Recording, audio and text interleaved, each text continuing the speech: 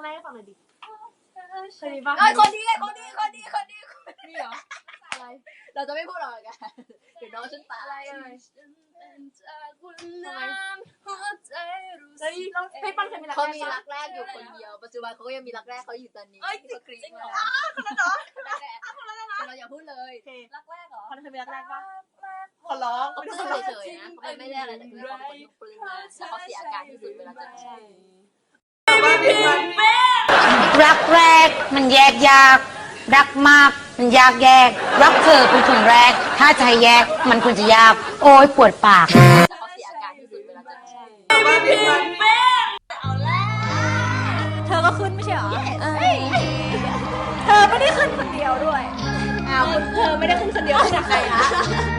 พัดขึ้นกับใครนะ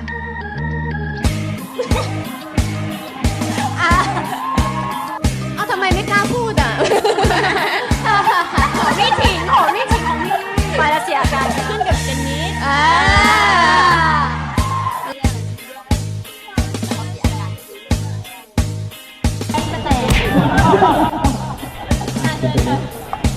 คุณเมื่อคืนก่อนไม่ไปกองเอกคุณนอนด้วยกันใช่ไหมคะนอนด้วยกันใช่ไหมคะ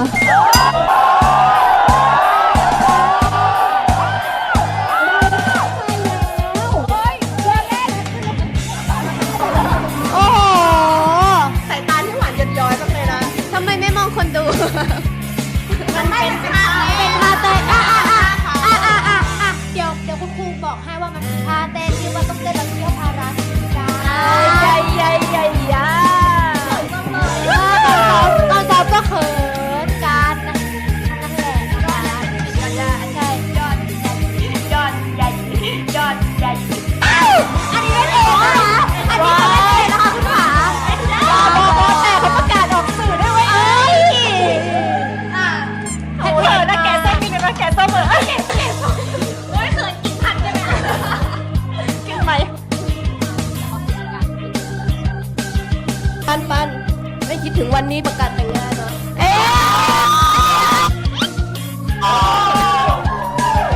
ผมจะไม่ชงนะครับผมจะไม่ชงเลยโทษฮะมีคนกระซิบมาผมไม่ได้ตั้งใจ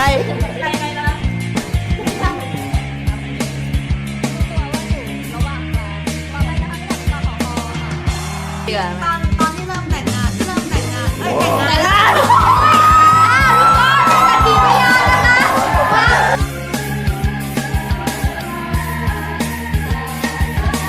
ไม่อยากเห็นหน้าเจนนี่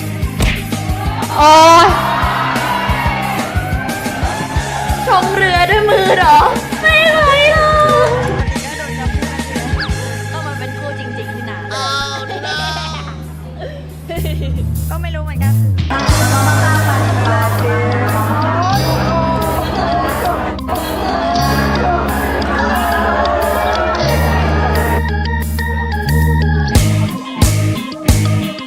ทำไมต้องระบุชัดขนาดนี้เพราะว่าเรารักกันค่ะ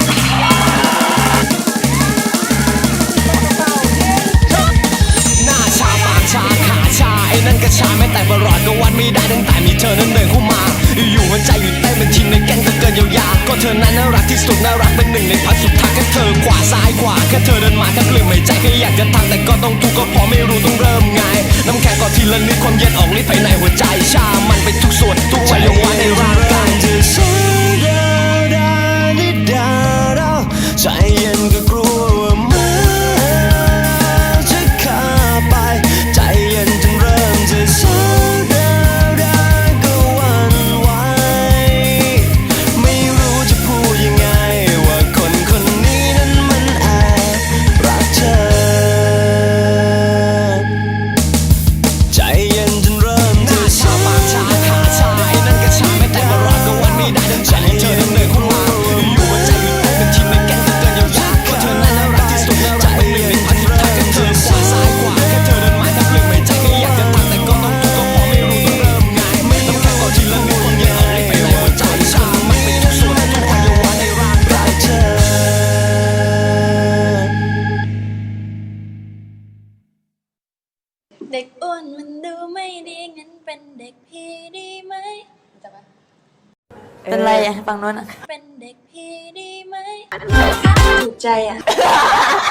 เขินจริงหมอนก่อนอยู่ อยากบอกเธอว่าใจหนึ่งดวงที่ตรงนี้มีแต่เธอทุกเวลารอแต่เธอสักตาแต่เธอไม่เคยจะหันมาใจอยากเจอกับเธอที่ไหนแม้ว่าเธอไม่สนก็ได้แค่แอบเฝ้ามองเธอก็พออยากบอกเธอว่าใจหนึ่งดวงที่ตรงนี้มีแต่เธอทุกเวลารอแต่เธอเสมอแต่เธอไม่เคยจะหันมาใจอยากเจอกับเธอจะได้ไหมแม้ว่าเธอไม่เคยจะสนใจ